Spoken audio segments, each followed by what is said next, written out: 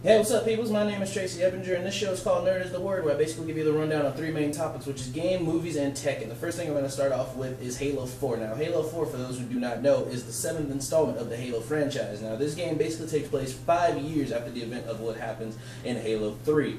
Now, if you guys know what happened in Halo 3, he got cryogenically frozen, and if I ruined it for you, you should have beat the game. But anyway, Halo 4 is an amazing thing. It has great aspects. Most people are a little skeptical due to the fact that Bungie wasn't going to be the main headline on this game. They had 343 Industries on this game, which in my opinion, it was really great. They did a good job with this game. They made sure that I felt enveloped into the game itself. And more importantly, this game was awesome. I played it. I ran through the whole playthrough thing. It was amazing. I actually got to beta test it because that was also another main point of my effects. And personally, I gotta give this game a good rating. This game was amazing. I sat down, I played it, I literally didn't talk to anybody for about the first week that this game was out because of the fact that I'm just like so enveloped. Literally carpal tunnel fingers on my head. I'm just kidding. No, not at all. I have to work. But anyway, if you don't know anything else about this game, let me indulge you in some nerdy type news. This game takes place, like I said, 5 years after the event in Halo. But unfortunately for you, suckers, there's an ancient evil that has awakened, and it's up to you and Master Chief and his also trusty friend Cortana there, or his little AI. But most people, when they actually think about this game, is usually about him. But this game is actually about her for once, because her AI is all wacky. She's actually having more human emotion, which is making everything so complicated. So if you've ever seen that in the gameplay, go ahead and tell me what you think about that and how you like it. And more importantly, you guys have woken up an ancient evil, and it's basically up to you guys to save the entire universe. No pressure or anything, it's just, I don't know, the entire universe. Literally, but other than that, the gameplay is super awesome. You guys need to take it. If you guys haven't gotten it yet, check it out. I'm honestly going to give it a rating of a 9.8. And if you guys are a fan of the online franchise, like most of my friends that I know, they have created a new one. It's called Halo Infinite. New one called Halo Infinity Multiplayer, where basically they have a rundown of all different types of gameplay where you can do Spartan ops, special missions, side missions, and they have some new class missions for every other day of the week. It's really awesome, so if you want to, check that out. And also, side note, I'm not really sponsored by these guys, but if you do drink Mountain Dew, they have the little double XP points, and if you want some extra Spartan gear for your Spartan, go ahead and check it out. Go ahead, buy yourself a Mountain Dew at 7-Eleven, or buy it at Walmart, wherever the hell you buy your drinks at, and go ahead and make your dude more awesome than he already is, I guess. And basically, that's what I'm going to give this game. It's going to be a 9.8. I would give it a 10, but due to the fact that it caused carpal tunnel, I'm not going to give it a 10. But anyway, for those who don't really know anything about Halo, I'm going to give you a little rundown of what happened in the first 5 days. The first 5 days this game was out, the gameplay itself, 31.9 million hours were logged on this game in the first 5 days. Now, I'm no scientist or mathematician or anything that involves numbers and human emotion, but oh my god, that is 31.9 million hours combined. And you want to know how many people, and for how many people who actually beat the game in the first 5 days, you guys want to know that? No, nobody, but I'm going to tell you anyway, because I can. This is YouTube, I does what I want. 1,116,882 people beat the game, and 6% of that number was actually done on Legendary.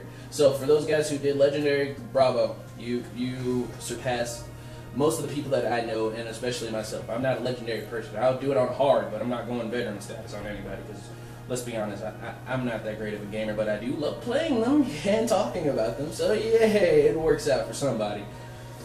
And if you guys don't believe me, go ahead and check it out. I get all my information from insert name here, which I'm not going to do because you guys are going to stop sourcing me out.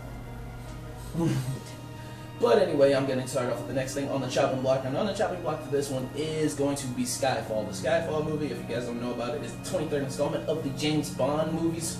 And it's also the 50th anniversary. So great job, you British people who actually made me want to go watch a movie about British people blowing up stuff, and more importantly, hot girls. Especially hot girls. Let's be honest. We go to movies that are hot girls anyway. Now we move on. The next thing on my chopping block is going to be Skyfall. Now Skyfall, for those who don't know, is the 23rd installment of the James Bond movie franchise, and also due to the fact that this is the 23rd installment, it just so happens to be the 50th anniversary of James Bond anyway, so this is also a great start for that movie franchise to really kick into high gear. And if you all don't know what James Bond is, British guy, hot girls, bad guys, explosions. There you go. Explained it every movie in a matter of 10 seconds. But honestly, this movie was a great movie, and if you guys have seen it, the beginning song Skyfall was actually sung by Adele, which I thought was amazing. That song is fantastic. But as the movie goes, this lays out like this. The synopsis of this movie is MI6 is actually being taken over by a cyber threat of an secret agent that they used to have, and James Bond unfortunately has to look him up after having a severe accident and also trying to save the world. You know, no pressure on him or anything. It's just, I don't know, the entire world and also Great Britain. So to all my homies in Great Britain, I love you guys very much, so let's hope he actually wins. Let's be honest, he's going to win anyway. But this movie has a great start. It's not like one of those movies where you can sit there and watch it and actually be annoyed due to the fact that it's high action here and then slow here.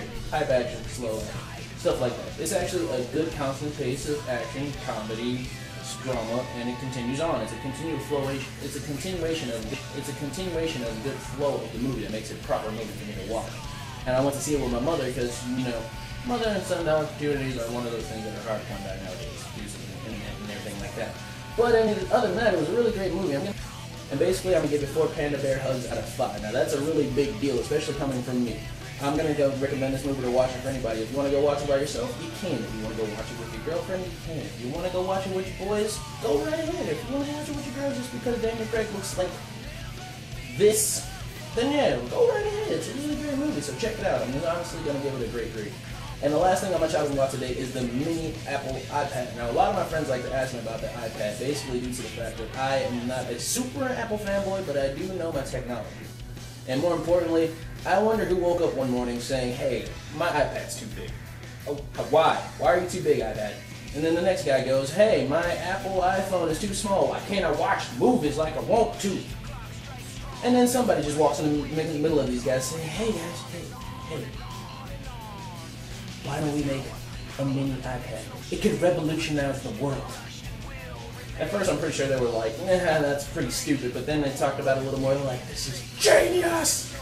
And then they let it out. Therefore, I don't really get the meaning of the whole mini iPad thing, myself personally. But at the same time, it's not nothing bad about it. I mean, it has a 7.9 HD display. It has a 7.9 inch screen. It has 1080p Retina display, and also it has 10 power battery life, kind of like the iPad in the first place. But the same thing to me is I don't really see the whole entire point behind it. I mean, yeah, we're still gonna give Apple our money anyway. We're just tossing it at them randomly. So either way, they're still gonna get money out of this.